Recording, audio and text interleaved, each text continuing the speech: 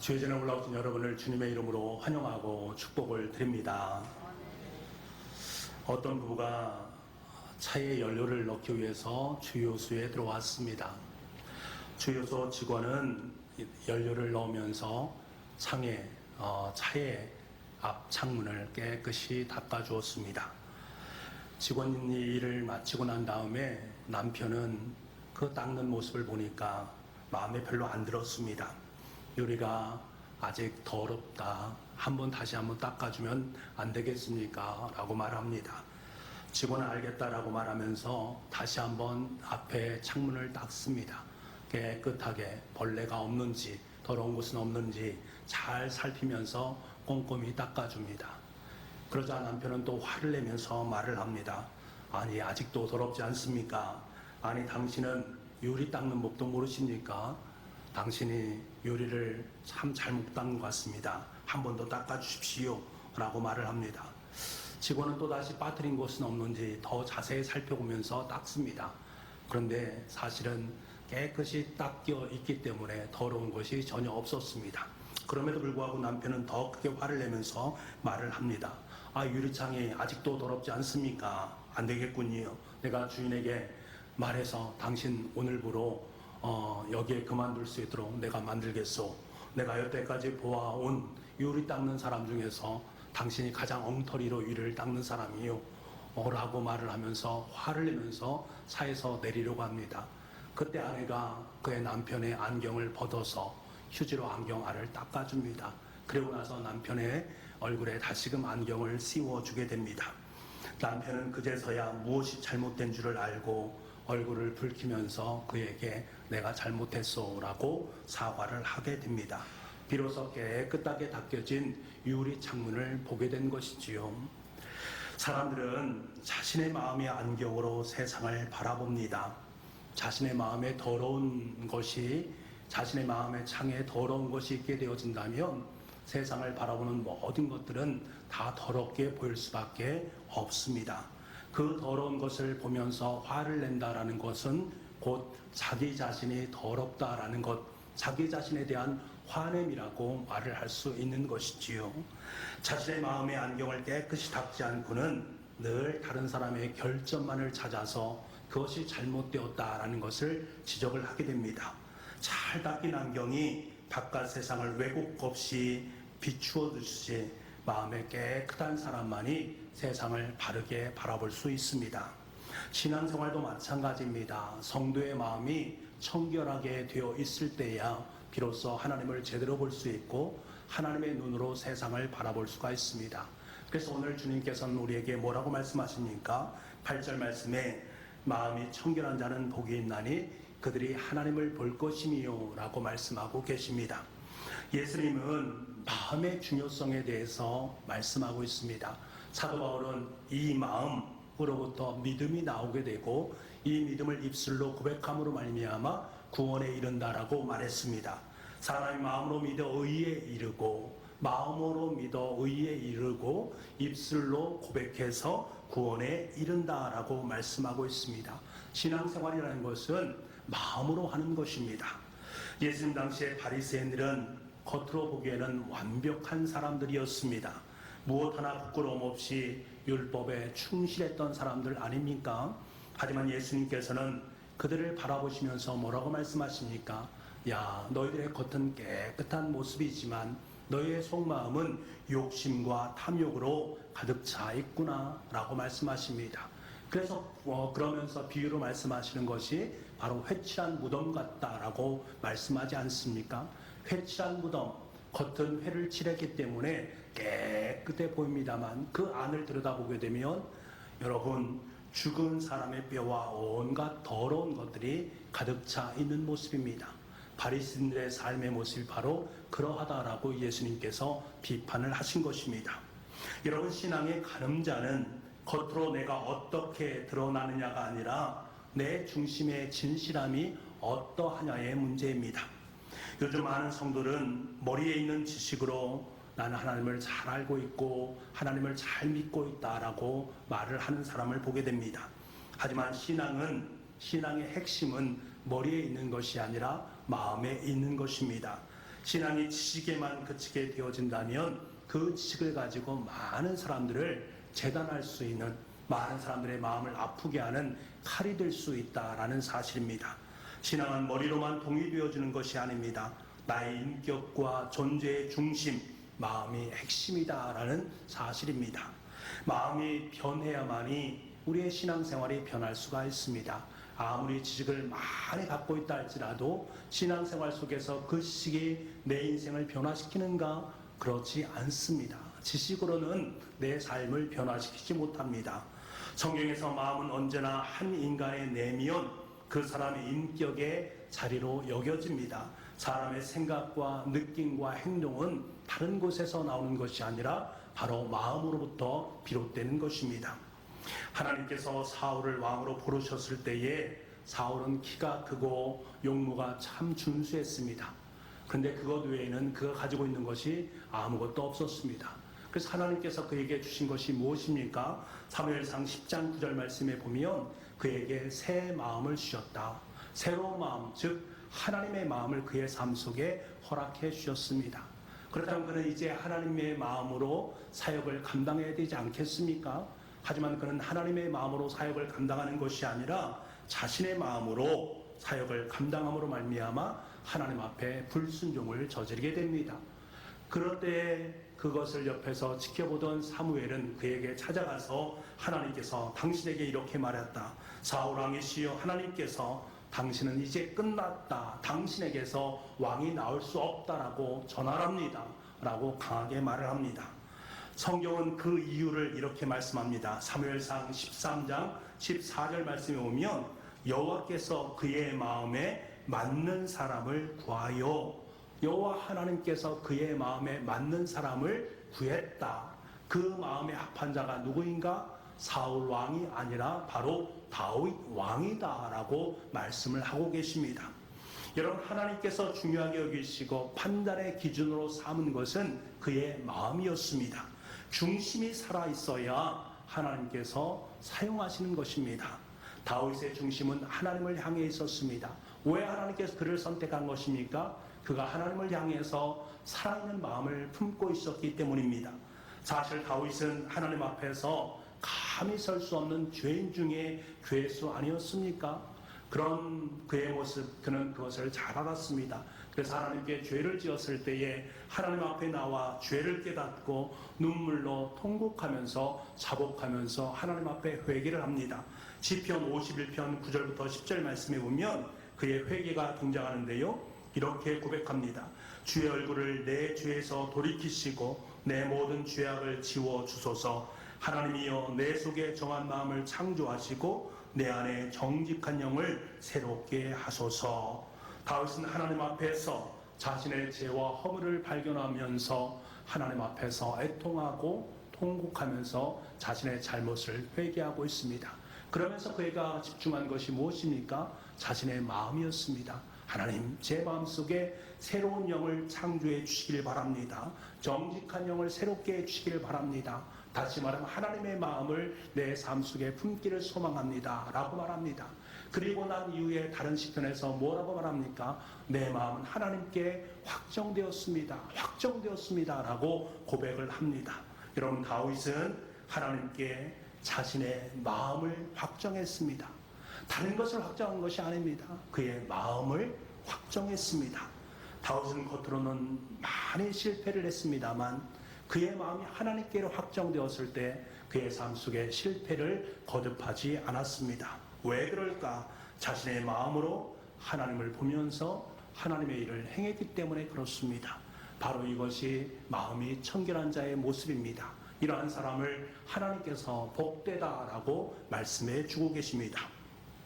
자, 그렇다면 마음이 청결하다라는 말은 무슨 뜻인가?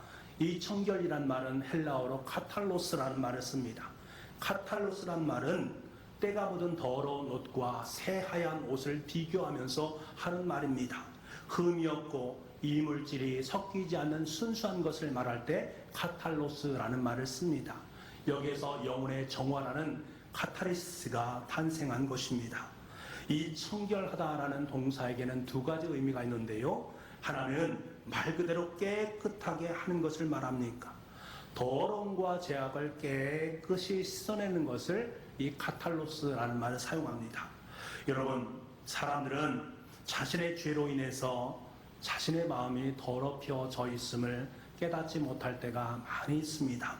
남을 미워하는 마음을 품어보십시오. 그 마음이 점점 어두워져서 하나님이 잘 보이지 않습니다. 증오를 가지고 다른 사람을 바라보게 되어진다면 마음의 불길이 일어남으로 말미암아서 하나님이 점점 희미하게 보이는 것을 느끼게 됩니다. 탐심을 품게 되면 점점 마음의 눈이 흐릿해짐으로 말미암아 하나님이 잘 보이지 않습니다.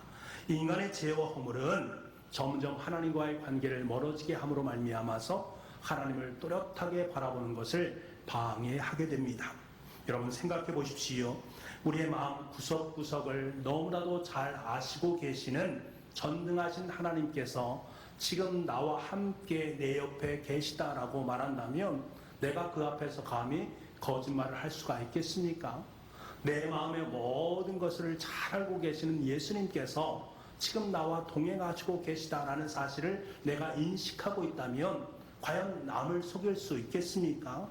하지만 안타깝게도 마음이 더러워지게 되면 하나님은 점점 멀어지게 되고 죄와 허물의 눈꺼풀이 내 삶의 앞길을 가로막기 때문에 아무렇지도 않게 거짓말을 하고 남을 속이는 일을 행하게 되는 것입니다. 그래서 우리는 마음을 청결해야 하는 것입니다. 죄와 허물을 죄의 눈물로 깨끗이 씻어낼 수 있어야 됩니다. 그때에서야 비로소 하나님을 제대로 볼 수가 있습니다. 그리고 두 번째, 청결하다라는 것은 다른 어떤 요소도 더하거나 섞이지 않는 것을 말합니다. 다시 말하면 이중적이지 않은 마음, 위선적이지 않는 마음을 의미합니다. 여러분 요즘 세상을 보십시오. 세상에 많은 사람들의 모습을 보게 되면 너무나도 이중적인 삶을 살아가는 사람이 참 많이 있습니다. 이것에 익숙해져 있습니다. 많은 사람들이 두 마음을 품고 살아간다는 것입니다. 사랑한다라고 말을 하지만 마음속으로는 딴 생각을 품고 살아가는 것을 의미하는 말입니다.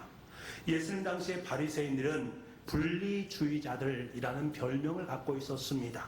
그들은 평생도록 어떻게 살아가는 것이 하나님을 기쁘시게 하는 것인가 라는 것을 연구를 했습니다. 그리고 그 연구를 율법 조항에 고스란히 다 담았습니다.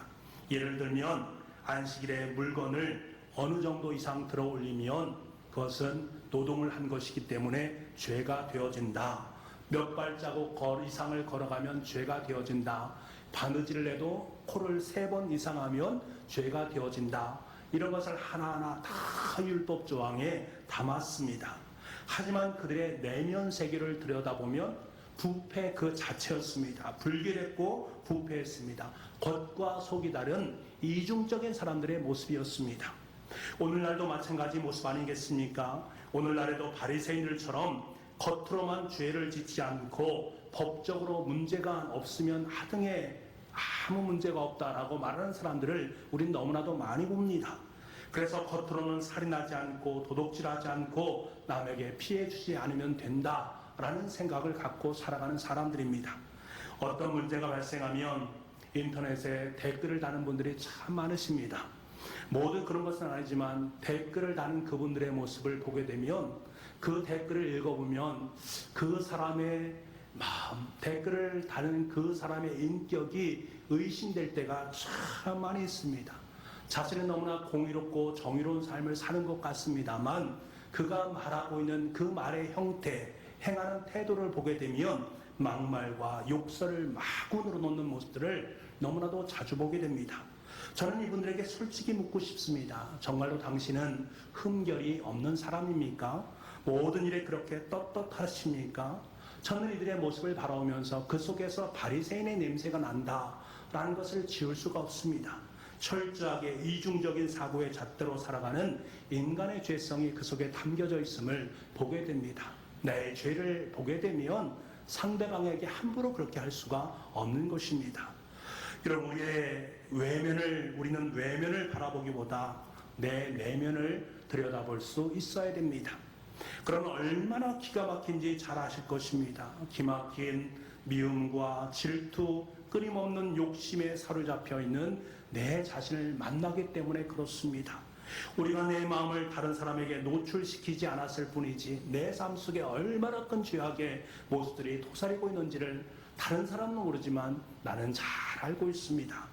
그래서 예수님께서는 무섭게 이 사실을 꿰뚫어 보시면서 형제에게 욕하는 자마다 이미 살아나는 자요 마음의 음욕을 품는 자마다 이미 간음한 자다라고 직격탄을 날리셨습니다. 그런데 여러분, 마음의 청결은 과연 내 노력으로 만들어질 수 있는 것인가 하는 문제입니다. 여러분, 마음이 청결하다라는 것은 흠이 없는 것을 말합니다. 깨끗하게 정화되어서 섞인 것이 없는 이중적이지 않는 마음을 품는 한 마음을 품는 것을 의미합니다. 그런데 우리 가운데 과연 이런 사람이 있습니까? 여러분들 중에 마음이 청결해서 하나의 흠도 없이 하나의 오점도 없이 살아가는 분들이 있습니까? 그렇지 않다는 것을 인정하지 않을 수 없습니다.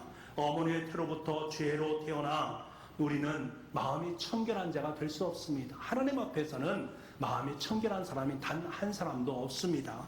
이 사실을 깨닫는 것이 중요합니다. 내가 죄인이었구나, 내가 허물이 많은 사람이구나 라는 사실을 깨닫게 되어지면 하나님 앞에서 애통할 수 있는 마음이 있는 것입니다.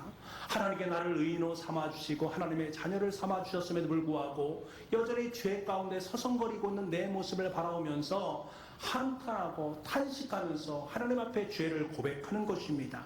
그때 주님께서는 그러한 나를 용서해 주시고 위로해 주시고 깨끗하게 내 마음을 씻어 주신다라는 사실입니다. 그러므로 말미암아 다시금 나는 정결한 인생을 살아가는 것이지요. 여러분, 청결하다는 것은 죄가 없는 상태에 이르거나 죄를 생각도 하지 않는 어떤 수준에 이르는 것을 의미하는 말이 아닙니다. 우리가 죄로 인해 애통하고 탄식할 때 주님의 은혜로 말미암아 내 마음이 정결케 되는 것입니다. 애통하고 탄식할 때마다 주님께서 우리를 도와주셔서 내 삶을 정화시켜 주시고 깨끗하게 내 죄를 씻어 주심으로 말미암아 다시금 나는 죄의 노예가 아니라 하나님의 사람으로 회복되어지고 그 은혜를 누리며 살아가는 것을 의미하는 것입니다. 성경은 우리의 마음에 아무런 죄가 없는 사람이 복되다라고 말씀하신 적이 없습니다. 너 마음속에 하나의 죄가 없을 때에 그 사람이 복 있는 사람이다 라고 말씀하신 적이 없습니다. 죄가 있음에도 불구하고 내 한계를 인정하면서 하나님 잘못했습니다, 용서했습니다 라고 하나님 앞에 서는 사람, 그래서 주님으로부터 주는 용서와 위로를 통해서 내 중심이 다시금 깨끗해지는 그 사람, 이를 통해서 그 마음이 둘로 갈라지는 것이 아니라 올곧게 한 마음으로 하나님을 바라보면서 하나님 앞에 서는 그 사람의 마음이 청결한 사람이요 그 사람이 복이 있는 사람이다라고 말씀해 주고 있습니다. 바라기는 저와 여러분이 그러한 주님의 아름다운 소유가 될 수 있기를 간절히 소망합니다. 이런 성도에게 주어지는 복이 있습니다. 마음이 청결한 자는 복이 있나니 그들이 하나님을 볼 것이며. 여러분, 그렇습니다. 마음이 청결해서 하나님을 보는 사람, 그 사람은 정말 복 있는 사람입니다. 이 세상에 하나님을 보고 사는 사람만큼 행복한 사람이 어디에 있겠습니까? 눈을 감으나 눈을 뜨나 눈앞에 하나님이 계십니다. 그 마음을 하나님으로 가득 채웁니다.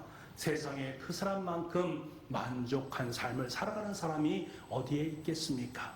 천지 만물을 창조하신 그 하나님이 내 마음속에 가득 채워져 있습니다. 인생의 생사화복을 주관하시고 계시는 하나님께서 내 삶 가운데 임하고 계십니다. 밤낮으로 그 하나님을 바라보고 있습니다.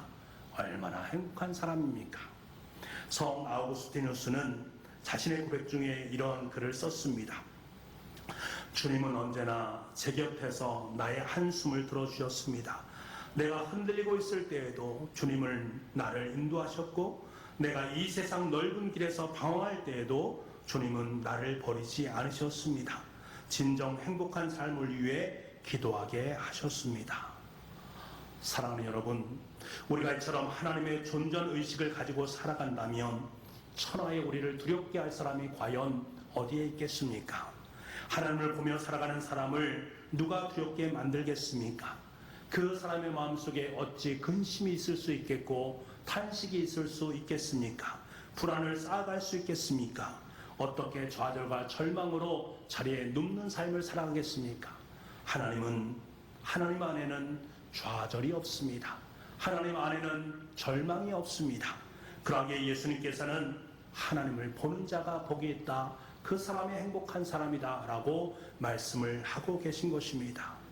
사랑하는 여러분, 우리가 날마다 비참해지는 것은 우리 눈에 거룩한 하나님이 보이지 않기 때문 아니겠습니까? 날마다 힘을 잃고 주저앉는 것은 전능하신 하나님의 일하심이 내 삶 속에 보이지 않기 때문에 그런 것입니다. 우리의 마음이 정결하지 못하고 무언가 마음의 더러움으로 마음이 두 갈래로 흩어져 있기 때문에 하나님께서 희미하게 보이기 때문입니다. 희미하게 보이는 것은 힘을 쓸 수가 없습니다.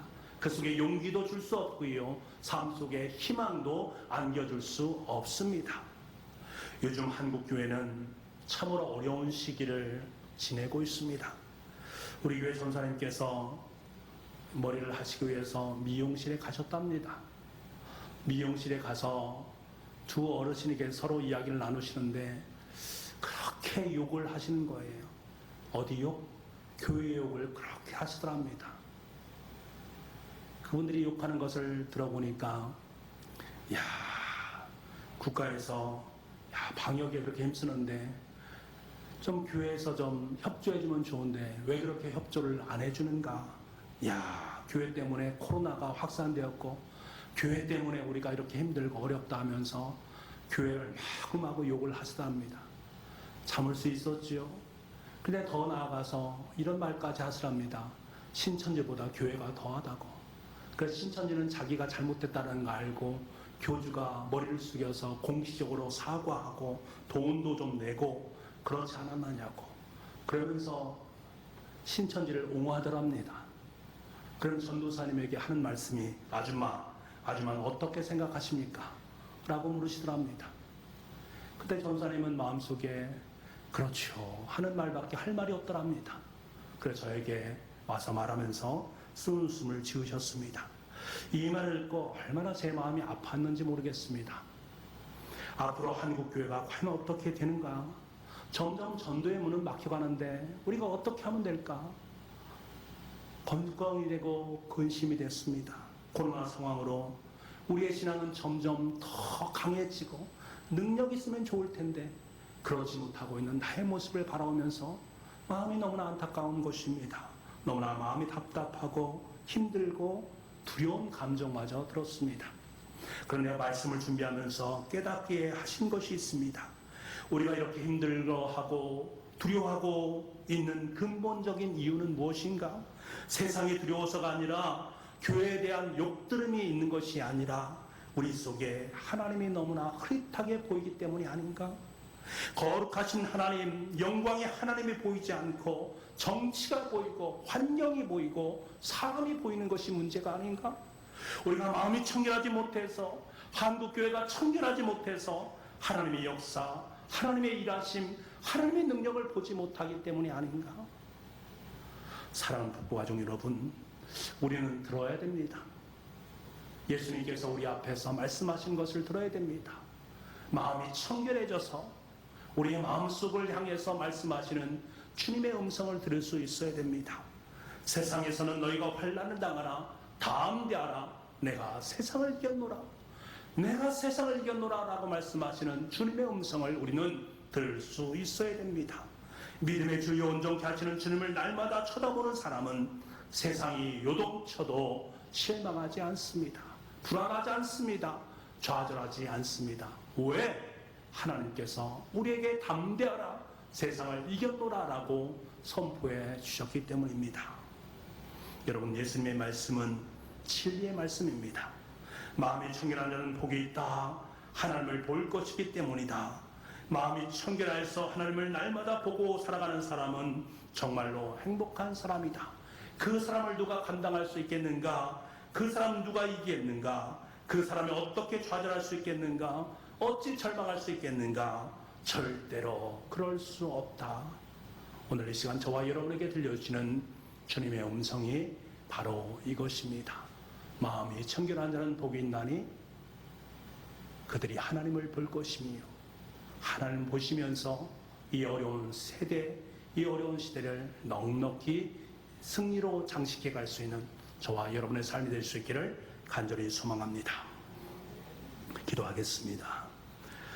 아버지 하나님, 우리의 마음속에 염려도 있고 걱정도 있고 근심도 있고 좌절도 있고 낭만도 있고 눈물도 있습니다. 그 모든 이면 속에 과연 무엇이 있는가? 내 마음이 청결하지 못해서 하나님을 또렷이 보지 못하기 때문이 아닌가 하는 생각을 품게 됩니다. 아버지 하나님, 오늘 말씀을 통해서 내 삶의 중심, 내 마음이 청결해져서 날마다 하나님을 바라오며 하나님과 함께 동행하며 주님의 뜻을 위해 살아가는 우리 모두가 될 수 있도록 주님 역사하여 주옵소서. 모든 말씀을 예수님의 이름으로 기도하옵나이다. 아멘.